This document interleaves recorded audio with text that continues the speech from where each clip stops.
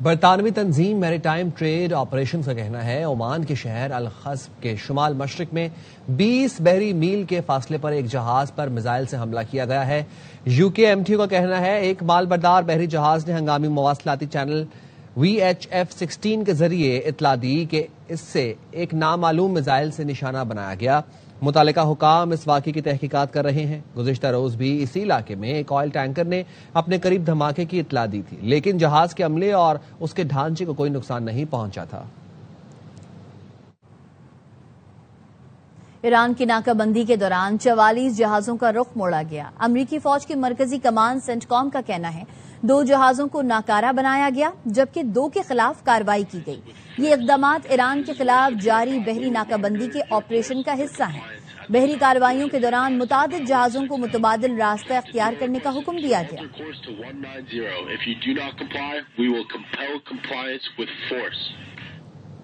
امریکہ نے ایران کے خلاف نئی جنگی حکمت عملی کے لیے عام فوجیوں سے بھی تجاویز طلب کر لی۔ امریکی میڈیا رپورٹس کے مطابق یہ انکشاف مبینہ طور پر لیک ہونے والی ایک سرکاری ای میل سے ہوا۔ فوجی تجزیہ کاروں سے غیر روایتی اور تخلیقی تجاویز طلب کی گئی ہیں، جس سے ظاہر ہوتا ہے امریکہ اب ایران کے خلاف اپنی پالیسی کے اگلے مرحلے پر غور کر رہا ہے۔ یہ ای میل امریکی فوج کی مرکزی کمان سینٹ کام سے وابستہ انٹیلیجنس حکام کی جانب سے بھیجی گئی، جس میں فوجی اہلکاروں سے کہا گیا وہ ایران پر دباؤ بڑھانے اور اسے مذاکرات کی میز پر لانے کے لیے تخلیقی نئے اور غیر روایتی طریقوں پر اپنی تجاویز پیش کریں۔ ای میل میں اس بات پر زور دیا گیا کہ روایتی عسکری اقدامات کے ساتھ ساتھ ایسے نئے خیالات بھی سامنے لائے جائیں جو ایران کے خلاف امریکی حکمت عملی کو زیادہ مؤثر بنا سکیں۔ ترک صدر نے سعودی عرب کو نشانہ بنانے والے حملوں پر افسوس کا اظہار کیا ہے۔ سعودی ولی عہد شہزادہ محمد بن سلمان سے ٹیلی فون پر گفتگو میں اردوان نے علاقائی سلامتی، 2 طرفہ تعلقات اور غزہ امن منصوبے پر تفصیلی تبادلہ خیال کیا۔ دونوں رہنماؤں نے بحیرہ احمر کی سیکیورٹی پر مشاورت کی۔ ترک صدر نے حوثیوں کے حملوں کی شدید مذمت کرتے ہوئے بحیرہ احمر میں سعودی عرب سے مکمل یکجہتی کا اظہار کیا۔ سعودی قیادت میں بحری دفاعی اتحاد کا ترک صدر نے خیر مقدم کیا۔ روس کے دارالحکومت ماسکو پر ڈرون حملے میں ایک ویئر ہاؤس میں آگ لگ گئی۔ روسی خبر ایجنسی کے مطابق ڈرون حملے میں 5 افراد ہلاک اور 6 زخمی ہوئے، جن کی حالت تشویشناک ہے۔ ماسکو ریجن کے گورنر کا کہنا ہے حملے میں بجلی کے سب اسٹیشن کو بھی نقصان پہنچا ہے۔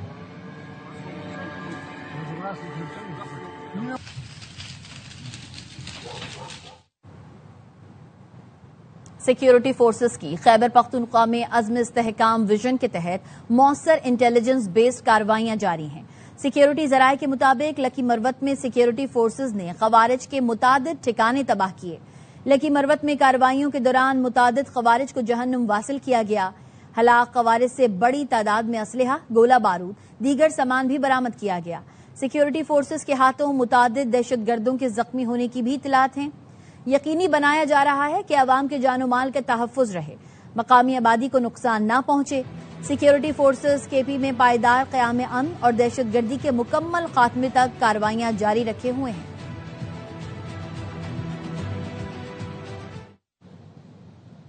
خیبر پختونخوا میں پولیس اور پاک فوج شانہ بشانہ ہیں۔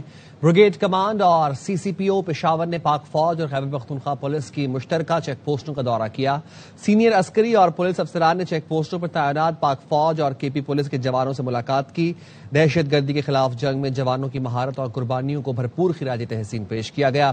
CCPO پشاور نے کہا پاک فوج اور KP پولیس دہشت گردی کے خاتمے کے لیے مشترکہ کوششیں جاری رکھیں گی۔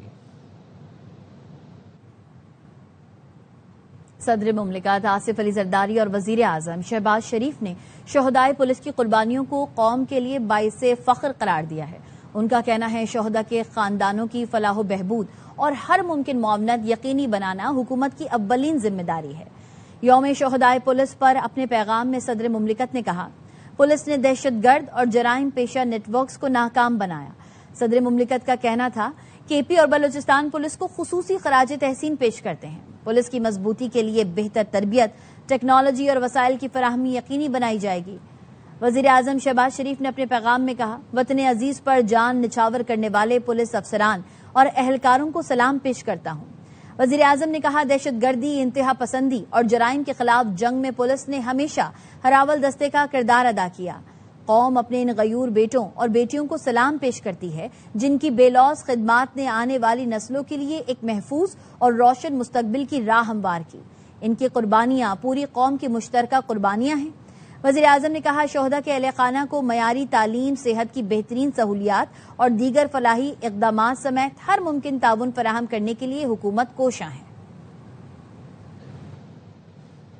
پولیس شہداء کی قربانیاں جرت اور حب الوطنی کی لازوال علامت ہیں۔ Chairman peoples party Bilawal Bhutto نے یوم شہداء پولیس پر پولیس کے شہید افسران و جوانوں کو خراج عقیدت پیش کیا۔ شہداء کے اہل خانہ سے اظہار یکجہتی کیا۔ کہا پولیس فورس نے دہشت گردی اور جرائم کے خلاف صف اول کا کردار ادا کیا۔ پولیس کے بہادر اہلکاروں نے عوام کے تحفظ کو جان پر مقدم رکھا۔ پولیس کے شہداء کی قربانیاں کبھی فراموش نہیں کی جا سکتی۔ شہداء قوم کے دلوں میں ہمیشہ زندہ رہیں گے۔ اللہ تمام پولیس شہداء کے درجات بلند فرمائے۔ دعا ہے اللہ تعالی شہداء کے لواحقین کو صبر جمیل عطا فرمائے۔ کراچی میں پولیس سرجن نے میر رضا کی وجہ موت ہیمرج شاک قرار دے دیے۔ تفصیلات جانتے ہیں اپنے رپورٹر افضل خان سے۔ جی افضل۔ دیکھیے گلستان جوہر میں نوجوان میر رضا کی لاش ملی تھی اور اس کی پوسٹ مارٹم کے اندر جو ہے مزید وضاحت ہو گئی ہے کہ میر رضا کی وجہ موت ہیمریجک شاک تھی اور ہیمریجک شاک انسانی جسم سے زیادہ خون بہہ جانے کی وجہ سے دماغ پر ہونے والے اثرات کی وجہ سے ہوتا ہے، یہ کہنا ہے ماہر ڈاکٹرز کا۔ جبکہ اس حوالے سے پولیس سرجن سے جو ہماری بات ہوئی ہے ان کا کہنا ہے کہ پوسٹ مارٹم میں میر رضا کو سینے میں ایک ہی گولی لگنے کے شواہد ملے۔ میر رضا علی کی موت شدید خون بہنے کے باعث ہوئی۔ میر رضا کی لاش کو آگ یا تیزاب سے جلائے جانے کے شواہد اب تک نہیں ملے ہیں، جبکہ تفتیشی حکام کا کہنا ہے کہ لاش میں گلنے سڑنے کے اثرات موجود نہیں تھے، جس کی وجہ کا تعین کیمیائی تجزیے کے بعد ہی حتمی طور پر واضح ہو سکے گا۔ پولیس کا کہنا ہے کہ میر رضا کو 30 بور پستول کی گولی لگی۔ پولیس حکام تاحال نہ ہی پستول برآمد کر پائے ہیں اور نہ ہی اس پستول کا خول برآمد کر پائے ہیں۔ میر رضا کی موت خودکشی تھی یا قتل مکمل طور پر جو ہے واضح نہیں ہو سکا، کیونکہ اس حوالے سے جو شواہد ہیں وہ دستیاب نہیں ہیں۔ پولیس مزید شواہد اکٹھے کر کے کوئی حتمی نتیجہ اخذ کرے گی۔ افضل خان اپڈیٹ کر رہے تھے، شکریہ۔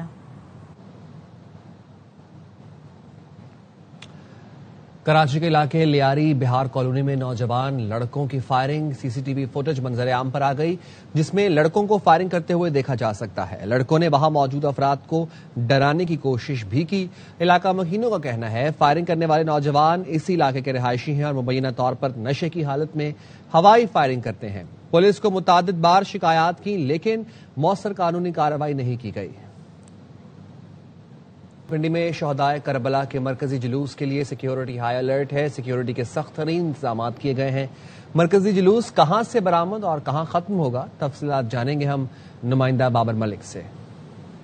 میں جو مرکزی ماتمی جلوس ہے امام بارگاہ عاشق حسین تیلی محلہ سے برآمد ہوگا، کرنل مقبول کی امام بارگاہ میں جا کر شامل ہوگا اور وہاں سے بڑا ماتمی جلوس قدیمی امام بارگاہ میں اختتام پذیر ہوگا۔ جلوس کے راستوں کو سیل کیا گیا ہے۔ 4000 سے زائد پولیس اہلکار راولپنڈی میں تعینات ہیں۔ مجموعی طور پر ڈویژن بھر میں 12000 پولیس اہلکار جلوس کے پروسیشنز میں مختلف اضلاع میں تعینات کیے گئے ہیں۔ رینجرز کو یہاں پہ مختلف مقامات پر سٹینڈ بائی رکھا گیا ہے۔ ریسکیو 11 22 اور راولپنڈی کے تینوں الائڈ اسپتالوں میں ایمرجنسی نافذ کی گئی ہے۔ جو جلوس کے مقررہ روایتی راستے ہیں ان کی چھتوں پر ماہر نشانہ باز پولیس اہلکار تعینات ہیں۔ رات کے جا کر یہ مرکزی ماتمی جلوس جو ہے وہ اختتام پذیر ہوگا۔ جی، IMF مخصوص اوقات میں سستی بجلی فراہمی کی اجازت نہیں دے رہا۔ سستی بجلی کی سہولت پر IMF سے چند ماہ سے مذاکرات جاری ہیں۔ سولر سٹوریج کانفرنس سے خطاب میں وزیر توانائی اویس لاغاری نے کہا ہے پاکستان میں بڑی توانائی اصلاحات ہو رہی ہیں، عالمی مالیاتی ادارے کے سامنے تمام حقائق رکھ کر راضی کیا جائے گا۔ پاکستان کا پہلا جامع توانائی پلان آئندہ سال اپریل میں آ جائے گا۔ مستقبل میں لوگ شمسی توانائی سٹور کر کے رات میں استعمال کریں گے۔ دوسرے ٹیسٹ میں عبداللہ شفیق اور بابر اعظم کی شاندار بیٹنگ نے پاکستان کی پوزیشن مستحکم کر دی۔ پہلی اننگز میں پاکستان نے 2 وکٹوں پر 266 رنز بنا لیے۔ پاکستان کو برتری ختم کرنے کے لیے مزید 78 رنز درکار ہیں۔ اب تک کے لیے اتنا ہی۔ دیکھتے رہیے ARY نیوز۔